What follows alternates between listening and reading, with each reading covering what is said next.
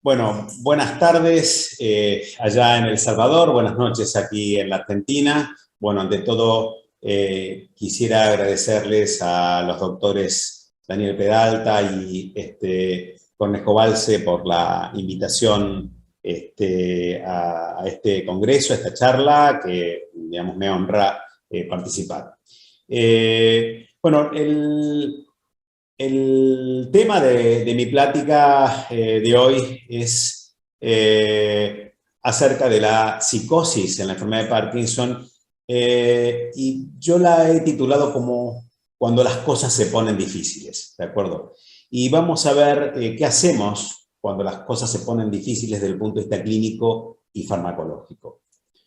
Bien, los objetivos de todos los argentinos para este año son estos, pero los objetivos de mi charla precisamente van a estar dedicados a la descripción fenomenológica y clínica y la fisiopatología de los síntomas psicóticos en la enfermedad de Parkinson y darle un enfoque diagnóstico y terapéutico haciendo hincapié sobre todo en la carga tropínica, en el sobreestímulo dopaminérgico, en la intercurrencia y en las enfermedades subyacentes, o sea, en el primo non nocere.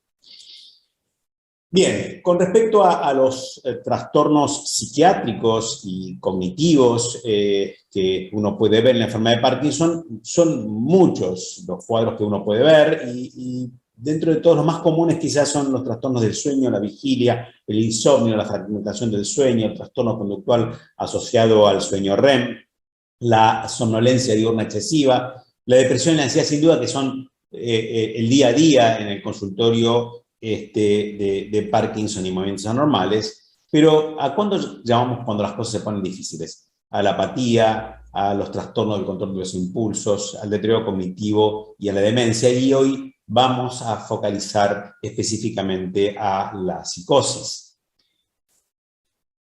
Y para entender un poco esto, la enfermedad de Parkinson no es la mera degeneración selectiva de la tiara ventrolateral de la sustancia nigra, de la pars compacta de la sustancia nigra, sino que existe, más allá de una alteración de la sustancia nigra, alteraciones en los núcleos del RAFE, del locus coeruleus, de núcleos basales de Maynard y núcleo motor dorsal del vago, de pequeñas neuronas corticales del cíngulo y de la corteza entorrinal, de neuronas hipotalámicas y de bulbo olfatorio, y esto va a llevar a un déficit, no solamente un déficit dopaminérgico que puede estar relacionado a lo disejecutivo y a las alucinaciones, sino que un déficit colinérgico que también está relacionado a alucinaciones, fallas atencionales, disfunción frontal y deterioro amnésico, un déficit noradrenérgico que está relacionado a un deterioro atencional que también va a facilitar, como vamos a ver más adelante, la aparición de alucinaciones, y un déficit serotoninérgico que también va a estar relacionado no solamente con la depresión, sino que también con las alucinaciones. Entonces, vamos a ver que los mecanismos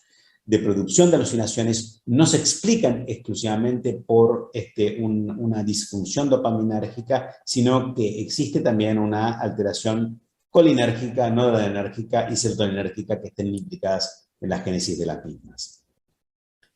Este es un cuadro muy interesante, publicado en Movement Disorders, el Journal de la Movement Disorders, hecho por Stanley Fon, este cuadro que me refiero al de la derecha. Y el cuadro, digamos, de la izquierda se relaciona efectos o síntomas no motores relacionados a la medicación o relacionados a la progresión de la enfermedad. Y vamos a ver que los que están relacionados a la medicación son más los ataques de sueño y el trastorno del control de sus impulsos, mientras que los que están más relacionados con la enfermedad son las alucinaciones visuales y el deterioro cognitivo. ¿tá? Y como un hecho interesante, en el gráfico de la derecha, se puede correlacionar que no está tan relacionado las alucinaciones visuales y las alteraciones cognitivas con la progresión de la enfermedad, sino con la edad del paciente. O sea que existirían factores cronobiológicos que estarían involucrados en la aparición tanto del deterioro cognitivo así como de las alucinaciones visuales. Eso es algo que es muy importante a tener en cuenta. Bien, hablemos un poco de la psicosis. La psicosis en la enfermedad de Parkinson aparece con una frecuencia bastante alta, en 15 a un 25% de los pacientes con enfermedad de Parkinson pueden tener síntomas psicóticos, y estos síndromes los podemos dividir groseramente en dos grandes categorías. Una categoría que serían aquellos síntomas psicóticos asociados a un sensorio intacto, donde existe un insight del síntoma psicótico, y aquellos que están asociados a una alteración del sensorio en el contexto de un cuadro confusional. No todos los cuadros psicóticos o los síntomas psicóticos se asocian al tratamiento, y han sido descritos en la era pre-levodopa, es decir, ya los cuadros, los síntomas psicóticos, y pueden verse, digamos, en la historia de la enfermedad de Parkinson, descritos por primera vez por Parent en 1883, alucinaciones y delirio. Youngs en el año 1949, describe alucinaciones táctiles y sinestésicas, y Schwab en el año 51 describe el delirio paranoide. Y si uno se remite al famoso ensayo acerca de la parálisis agitante escrito por James Parkinson, si bien, como lo puse en una de las primeras diapositivas, él dice que el sensorio y el intelecto está intacto, él describe en algunos de los 6 casos que él describe en este ensayo, pacientes con alucinaciones visuales y con estado que él llama de delirio o confusión.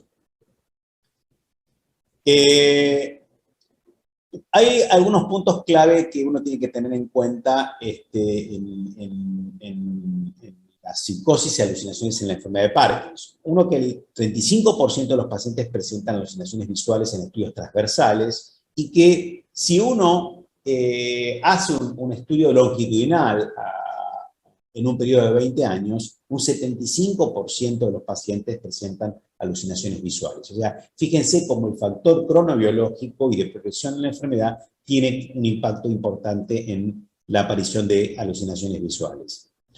Las alucinaciones visuales se correlacionan fuertemente con el estrés del cuidador, con internación geriátrica y también con un aumento de la mortalidad de los pacientes, y generalmente ocurren en el contexto de terapias con agentes dopaminérgicos o anticolinérgicos, y contribuyen a su fisiopatología la desregulación del ciclo sueño-vigilia, el deterioro cognitivo y disfunción visual subyacente, como vamos a ver más adelante.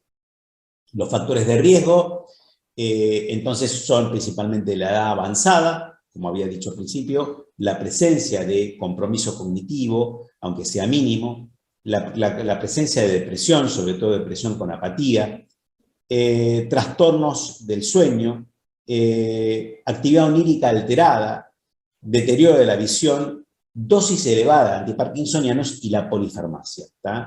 Hay que tener en cuenta que la aparición precoz de alucinaciones luego del inicio de la terapia con levodopa o del inicio del tratamiento de un paciente con enfermedad de Parkinson es orientador a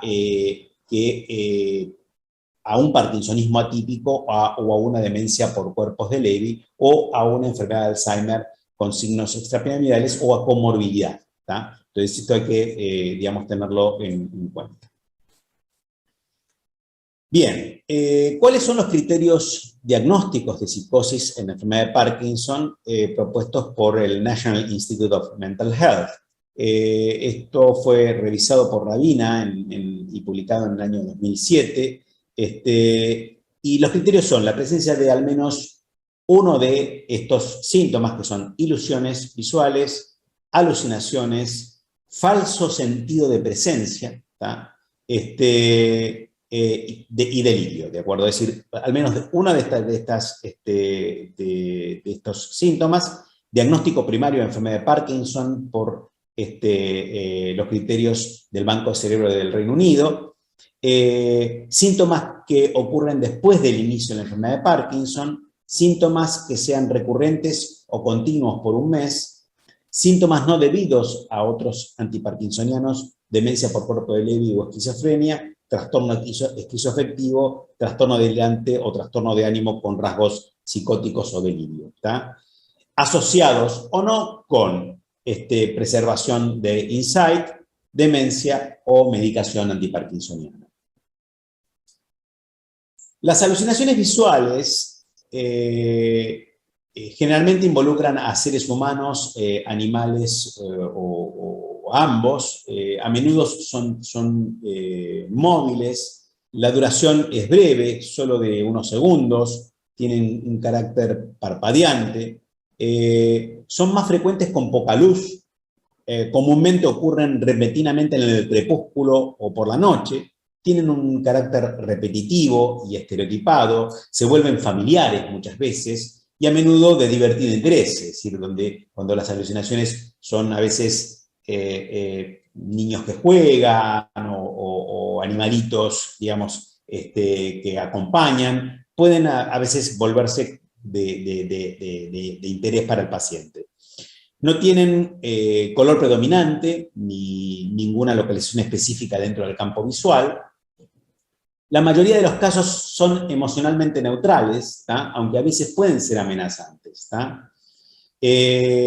Las alucinaciones de paso muy frecuentemente se experimentan como un animal o una persona pasando por el campo visual periférico. También se las conocen como alucinaciones pericampales o extracampinas, y probablemente este tipo de alucinaciones de paso, donde el paciente siente que algo pasa por el costado, dirige la vista y eso no está o desaparece, tienen probablemente primordialmente mecanismos retinianos en la génesis de estas alucinaciones, ¿tá?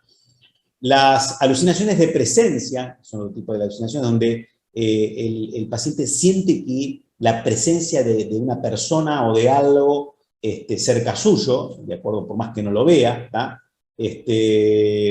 Las alucinaciones no visuales suelen ser acompañadas de alucinaciones visuales y son más frecuentemente estas alucinaciones en pacientes mayores, ¿tá?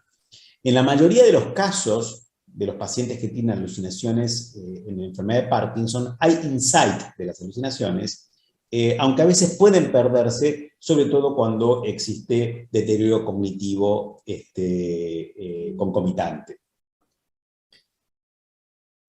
Además de las alucinaciones, uno puede encontrar delirios, sobre todo síndromes delirantes de identificación errónea. Y los delirios más comunes es el síndrome de Otelo, que es el delirio estereotípico, con componente paranoide y delirio de abandono.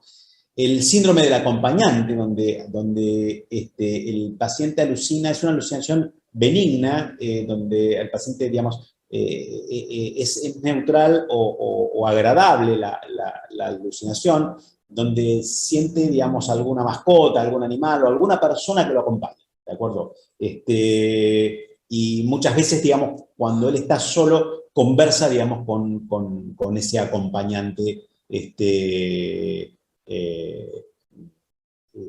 alucinado, ¿no? El síndrome de Capgras es donde una persona se sustituye por un doble exacto o por un impostor, donde hay un hiporreconocimiento de una persona específica, donde ahí el paciente dice que, bueno, la esposa no es la esposa, sino que es otra persona que disfrazada de la esposa o que adoptó el cuerpo de la esposa, pero no es la esposa, es decir, es un característico del síndrome de Capgras. El síndrome de Fregoli, donde diferentes personas se tratan de una misma y que cambian de apariencia, esto es al revés, como que van trasvistiendo, que es la misma persona que, no, ahora se disfrazó de cartero, pero ayer era el panadero y ayer era el jardinero y es la misma persona, ¿no? Se llama síndrome de Fregoli. La interpretación errónea de las alucinaciones puede ocurrir en el contexto de deterioro cognitivo, es decir, es común de ver deterioro cognitivo subyacente en estos pacientes. Bien. Con respecto a la patogenia, cuando uno habla de psicosis, antiguamente, cuando yo empezaba, digamos, a hacer neurología, a esto lo llamábamos psicosis dopaminérgica o psicosis por levodopa. Ya Celesia en el año 71, 72, publica en el New England Journal of Medicine la psicosis inducida por levodopa. La pregunta es si sigue siendo esto una hipótesis válida, ¿tá? Los fundamentos dopaminérgicos de la psicosis es porque, digamos, se dice que sería la estimulación dopaminérgica por la levodopa o la sobreestimulación de los receptores D3 y D4 del circuito mesolímbico, que estaría intacto, pero digamos, sería sobreestimulado por la levodopa por vía oral, y que este estímulo crónico produciría un fenómeno encendido por su supersensibilidad de receptores dopaminérgicos, y esta sobreestimulación dopaminérgica sobre los receptores supersensibilizados induciría a la psicosis. Es decir, habría una supersensibilidad, una upregulación de receptores dopaminérgicos por un fenómeno de kindling no encendido, y una sobreestimulación dado por los baños dopaminérgicos producidos por la levodopa por vía oral. ¿Cuáles son los puntos débiles de esta hipótesis? Es que en la mayoría de los estudios la dosis media diaria de levodopa no difiere entre los pacientes parkinsonianos alucinadores de aquellos no alucinadores. Es decir, no lo explica la dosis. La otra es que en pacientes predispuestos a alucinaciones visuales, dosis altas de levodopa por vía intravenosa no generaron alucinaciones visuales, ¿tá?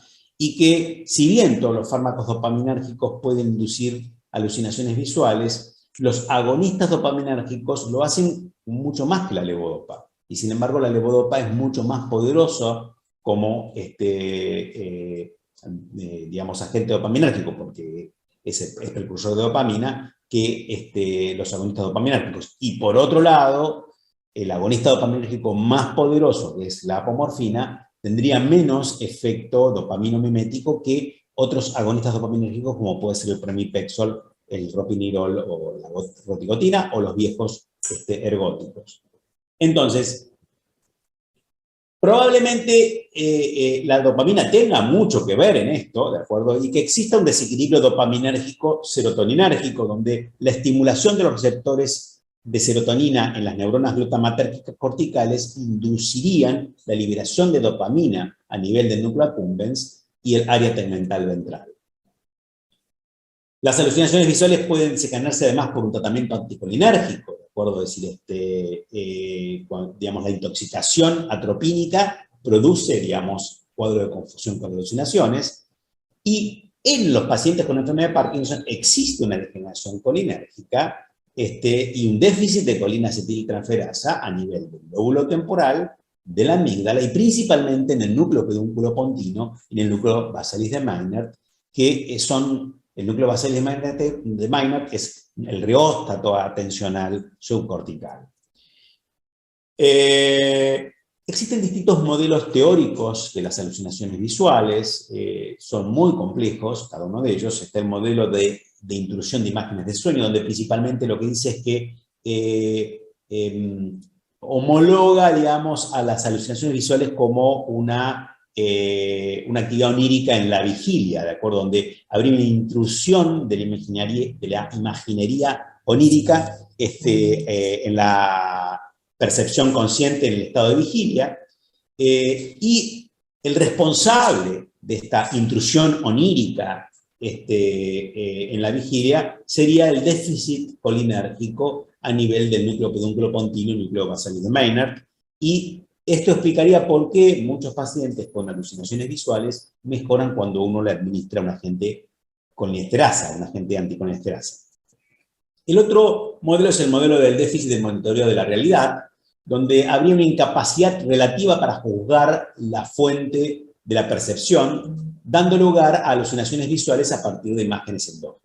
¿Tá? El monitoreo de la realidad se localiza a nivel de la corteza prefrontal, y los pacientes con enfermedad de Parkinson presentan dificultades basadas en imágenes visuales y en memoria, así como en el reconocimiento de expresiones faciales de ira o de ira o disgusto. Es decir, hay cierta dificultad en ciertas pruebas como el paso en falso, y en el reconocimiento de expresiones faciales. Esto se cree que facilitaría, digamos, o explicaría, digamos, las alucinaciones visuales según este modelo de déficit del monitoreo de realidad. El otro modelo es el modelo de activación entrada-modulación, donde sería una combinación, digamos, digamos, es parecido al modelo de intrusión de imágenes del sueño, donde el resultado del desequilibrio entre la activación de entradas endógenas, que son la memoria onírica, con las exógenas, producirían, digamos, la aparición de las alucinaciones. El cuarto modelo es el modelo del déficit de percepción y atención, donde el resultado de una deficiencia en la interacción entre la percepción visual, que es la vía visual ventral, y la atención, que es la corteza frontal lateral, generaría, digamos, las alucinaciones. El déficit colinérgico interrumpe la comunicación entre estas regiones, afectando la memoria de trabajo, las asociaciones semánticas, las percepciones de imágenes y escenas. El quinto modelo, que es el modelo de disfunción de redes de control atencional, es un modelo que también es parecido, donde la retina, por hiperactivación dopaminérgica, debido a la levodopaterapia, causa deficiencias en el procesamiento de un estímulo visual, presentando una percepción ambigua a los centros de procesamiento del lóbulo temporal. O sea que el origen estaría, digamos, a nivel del procesamiento de la imagen a nivel retiniano, que está modulada por neuronas dopaminérgicas a nivel de la retina. Esas neuronas dopaminérgicas estarían disfuncionantes por la levodopaterapia y también por la misma enfermedad de Parkinson, y esto produciría, digamos, un empeoramiento, una alteración del procesamiento visual a nivel retinal. Las alucinaciones visuales pueden surgir de un procesamiento interrumpido de percepciones visuales erróneas a través de las redes de atención, que hay distintas redes de atención. Una red dorsal, la red dorsal enfoca la atención en percepciones impulsadas externamente en presencia de una percepción ambigua, y la ventral, que está involucrada en la reorientación rápida de la atención hacia los estímulos salientes, que esa es la ventral. Entonces, los pacientes con enfermedad de Parkinson utilizarían, digamos, un modo de default, ¿de acuerdo? Y esto hace que lleve a la percepción anormal, es decir, donde esta hipótesis hace hincapié o resalta más a los mecanismos atencionales en la génesis de las alucinaciones. O sea que vamos a ver que hay fenómenos visuales, fenómenos atencionales, fenómenos oníricos que están relacionados a la explicación de por qué aparecen estos síntomas de las alucinaciones, basadas en disfunción dopaminérgica, disfunción serotoninérgica y disfunción colinérgica sobre todo.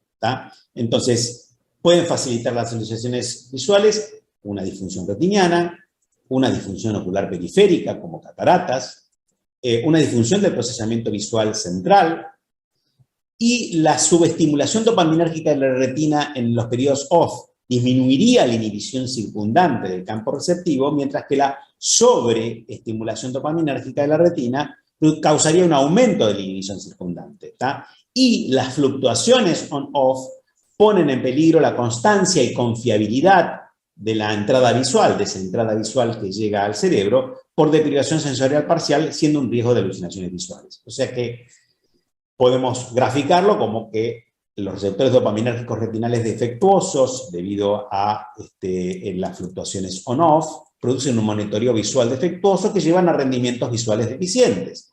Si esto va a producir una disminución de la sensibilidad al contraste, una alteración de la discriminación del color, y este input visual reducido a producir una deprivación visual parcial.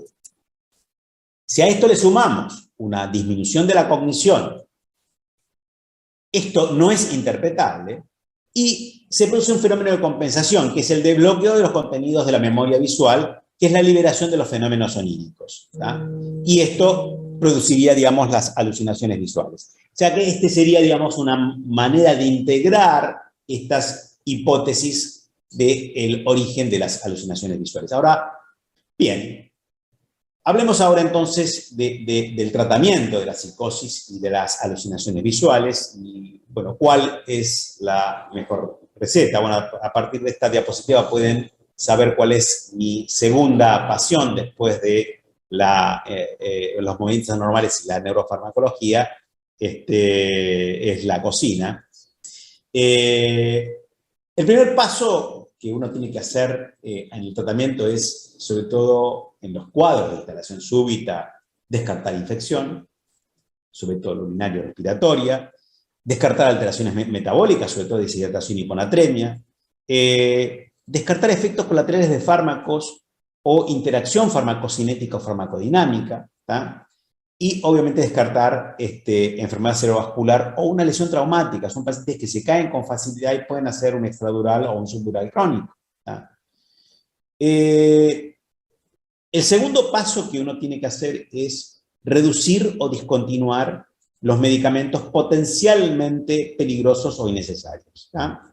Y ahí tenemos sobre todo a drogas anticolinérgicas, que vamos a ver ahora más adelante, antidepresivos, analgésicos, antibióticos, y en una época se hacían vacaciones de medicación, pero no se hacen más estas vacaciones debido a el riesgo que tienen este tipo de procedimiento terapéutico.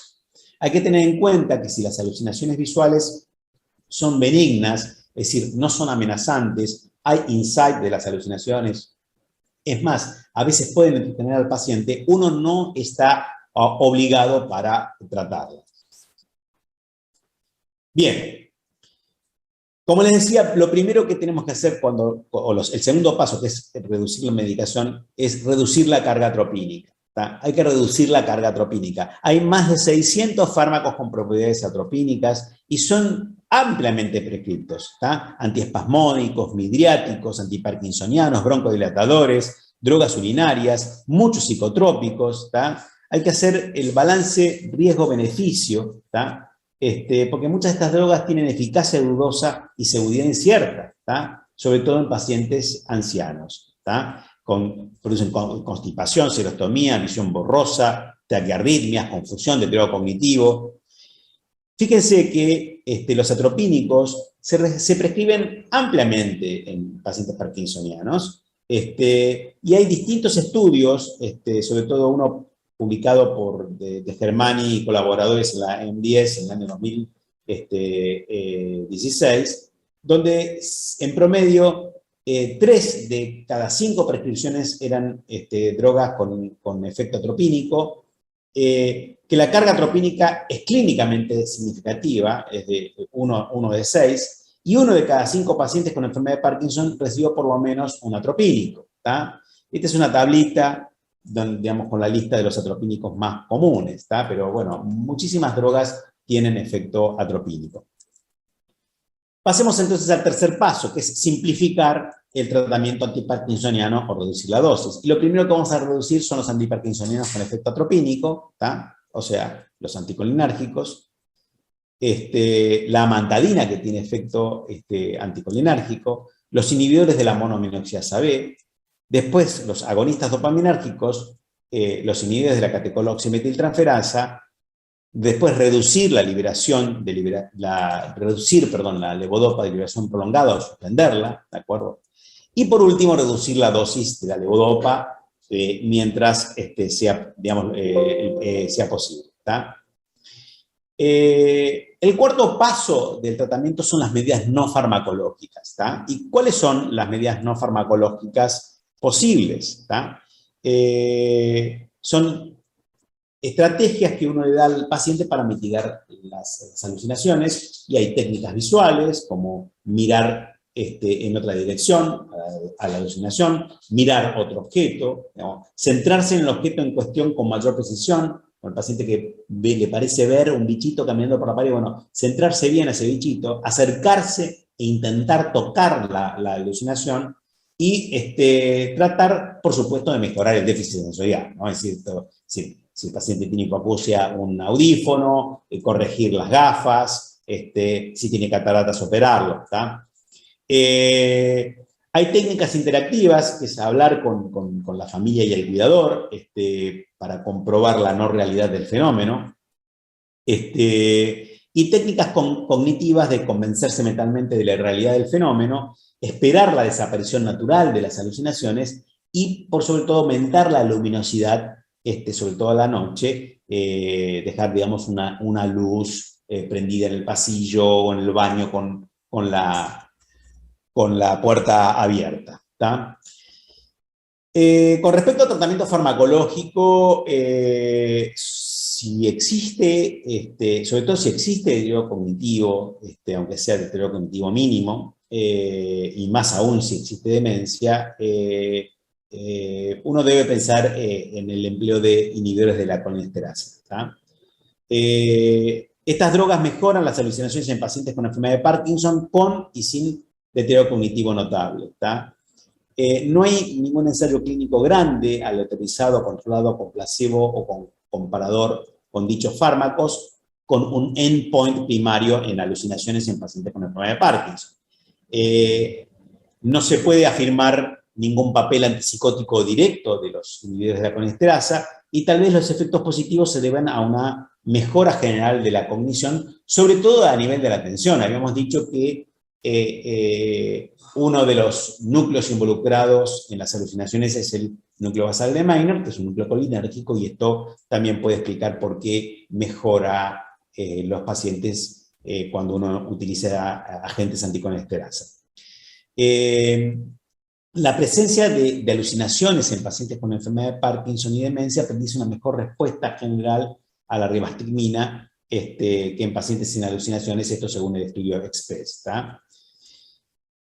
Bueno, veamos agentes alucinolíticos específicos o agentes antipsicóticos. Y bueno, hay muchos estudios y muchas revisiones. Estas son unas revisiones por ahí más nuevas, publicadas en la Parkinson's and Related Disorders del año 2020, donde se hizo un metaanálisis, una revisión de distintos agentes antipsicóticos. Lo que se ha visto es que la clozapina ha demostrado una mejoría significativa sin efectos extrapiramidales, pero debe debe tenerse en cuenta por la potencialidad de los efectos colaterales, es decir, tiene un índice terapéutico bajo, que hay algunos trials con quetiapina que no han mostrado una eficacia, si bien tiene eficacia menor, la evidencia es una evidencia con menor peso que la que existe con clozapina, que la pimavanserin tiene un perfil favorable para el tratamiento de la psicosis en la enfermedad de Parkinson, que la olanzapina ha fallado en mejorar los síntomas psicóticos y causa extrapiramidalismo, y que el aripiprazol también ha exacerbado los síntomas motores, ¿tá? Hay 4 trials que recomiendan la clozapina con un nivel B, la quetiapina con un nivel C, y la olanzapina no debe ser considerada como un agente útil con un nivel B también, ¿tá? Con respecto a otros antipsicóticos, la risperidona no se considera una opción para pacientes con Parkinson, como les dije, la olanzapina tampoco, el aripiprazol tampoco, y con respecto a la ziprasidona, los resultados son controvertidos con respecto a la seguridad de no empeorar los síntomas parkinsonianos. Entonces, concluyendo, clozapina, quetiapina y pimavanserin son los únicos agentes antipsicóticos que pueden ser empleados en la enfermedad de Parkinson. Hablemos unas palabras de estas drogas. La clozapina continúa siendo el gold standard. Hay que iniciar con una dosis baja de 6.25 miligramos e ir increyendo de a poquito, de a 12.5 miligramos por la noche, e incrementando de a 12.5 miligramos cada 4 a 7 días. En general, se controla el cuadro psicótico con una dosis que va de 25 a 50 miligramos por noche, pero se puede llegar a utilizar hasta 200 miligramos por día. ¿Tá? Esta droga no bloquea los receptores de 2 a dosis terapéuticas. ¿Tá? Se requieren dosis 200 veces superiores a la dosis terapéutica máxima empleada en psiquiatría, que son 1000 miligramos, o sea, estamos hablando de 200.000 miligramos para poder tocar el receptor de 2. ¿Tá? Entonces me preguntan, ¿cómo actúa como antipsicótico? Bueno, actúa por otros mecanismos. Es una droga que bloquea el receptor 5-HT2A, bloquea el receptor H1, el alfa-1, el alfa-2, el M1, y bloquea el receptor sigma. El receptor sigma es un receptor que está, es el receptor de la fenilciclidina, y la fenilciclidina es un poderosísimo alucinógeno. ¿Tá? Con respecto a los efectos adversos frecuentes que uno puede ver con la clozapina, son la cialorrea, la hipotensión ortostática, taquicardia, sobre todo secundaria, la hipotensión ortostática, constipación, aumento de peso, sedación y síndrome metabólico. Esto es muy importante tener en cuenta.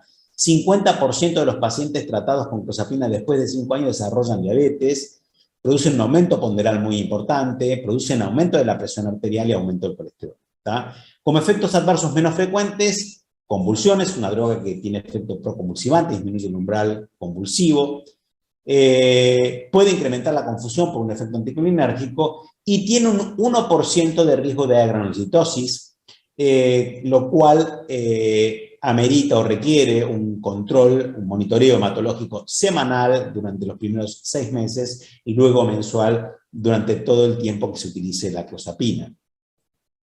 La quetiapina es un antagonista del receptor 5-HT2A, del receptor D1 y D2, alfa-1, alfa-2 y H1, que a pesar de su uso frecuente en la enfermedad de Parkinson, su eficacia es menos clara. Es menos clara no porque sea menos eficaz, es menos clara, es decir, que no hay estudios clínicos randomizados a gran escala para digamos, apoyar digamos, la evidencia, ¿tá? Y su tolerancia en relación con otros neurolépticos y su eficacia anecdótica respaldan prácticamente su uso prevalente y su inclusión en el algoritmo terapéutico. ¿Tá? El rango de dosis de la quetiapina en la psicosis en la enfermedad de Parkinson va de 12.5 a 100 miligramos por día, si bien se puede llegar a utilizar hasta 400 miligramos. Es muy raro que si un paciente no tuvo respuesta con dosis de 100 miligramos, responda a dosis mayores. ¿Tá?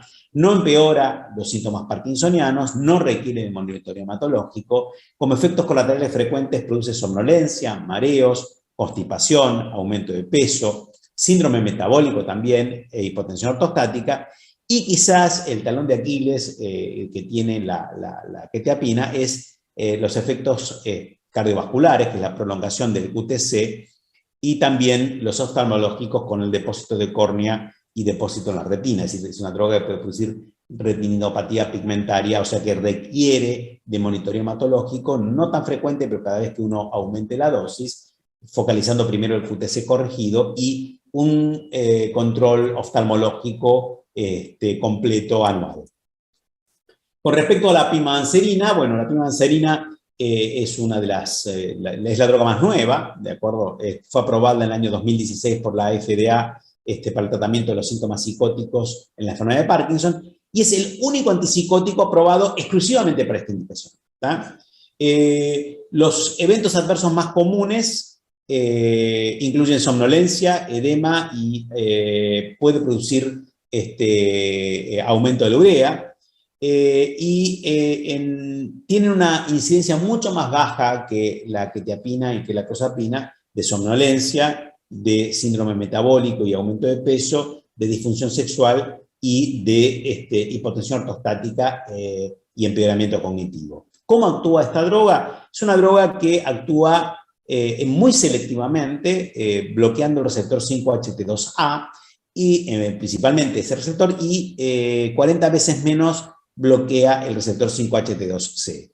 ¿Tá? Tiene un efecto agonismo inverso antagonista, es decir, además de ser un antagonista, es un agonista inverso, ¿tá? sobre 5-HT2A principalmente. Y además actúa sobre el receptor sigma como lo hace la clozapina.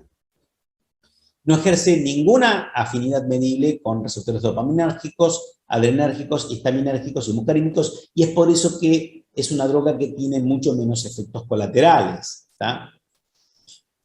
Bien, ¿cuál es entonces el algoritmo propuesto para el tratamiento de la psicosis en la enfermedad de Parkinson? Bueno, este es un algoritmo adaptado de Fitman, Jekyll y Stacy, donde dice, bueno, primero evaluar el problema médico intercurrente subyacente que podría estar contribuyendo, reducir, eliminar los medicamentos psicoactivos no relacionados con la enfermedad de Parkinson, reducir, eliminar los medicamentos para la enfermedad de Parkinson según se toleren en este orden: anticolinérgicos, amantadina, agonistas dopaminérgicos, inhibidores de la MAO, inhibidores de la COMT, y luego la levodopa, empezando primero por la levodopa de liberación controlada y luego por la levodopa estándar. Después de hacerle un electrocardiograma, considerar inhibidores de la acetilcolinesterasa, y si con esto no va, agregar pimavanserina 34 miligramos o quetiapina 12.5 miligramos, especialmente si el insomnio es un problema. Empecemos con la quetiapina y vamos a aumentar según se vaya tolerando. Si los síntomas no se controlan después del inicio de pimavanserina, considerar la terapia combinada con quetiapina, ¿tá? Y antes de reemplazar por quetiapina hay que controlar, hacer un electrocardiograma para medir el QTc. Si las alucinaciones persisten a pesar de la terapia combinada de pimavanserina con quetiapina, considerar la posibilidad de derrotar a clozapina, comenzando con 6.25 miligramos e ir ascendiendo en forma gradual y paulatina cada 4 a 7 días hasta el control sintomático.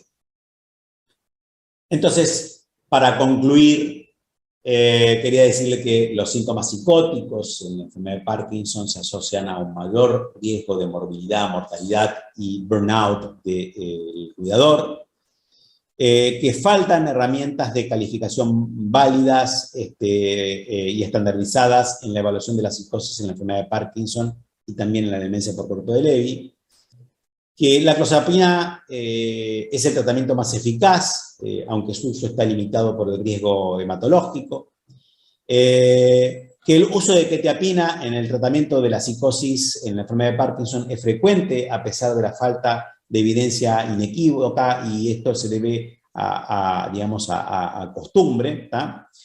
Que la pimavanserina presenta mejor tolerancia y ha demostrado su eficacia en la enfermedad de Parkinson, si bien la eficacia es menor y presenta una latencia de acción de 4 a 6 semanas. No es una droga que actúe rápidamente el efecto antipsicótico, que no se recomiendan otros neurolépticos por falta de eficacia o riesgo de deterioro motor, que los tratamientos para las alucinaciones incluyen posiblemente inhibidores de la colinesterasa, y que quizás una descripción fenomenológica más discriminativa podría delinear distintos tipos o subtipos de alucinaciones con diferentes mecanismos patofisiológicos y estrategias de tratamiento diferentes y pronósticos distintos, ¿tá? Que esto, digamos, el tiempo y la investigación nos irá aclarando cada vez más. Bueno, antes de finalizar, yo les quiero presentar a mi Dream Team. Mi Dream Team está encabezado por el profesor doctor Oscar Perjanic, que es mi mentor y maestro, Silvia García, Anabel Chade, Marina Sánchez Abrán, Macarena González, María Eugenia González Toledo, Gabriel Misraji, Blas Couto, bueno, este Dream Team en las noches de luna llena que se transforma en el Dream Team y compartimos momentos, digamos, fenomenales. Bueno, muchísimas gracias por su atención y los espero para preguntas.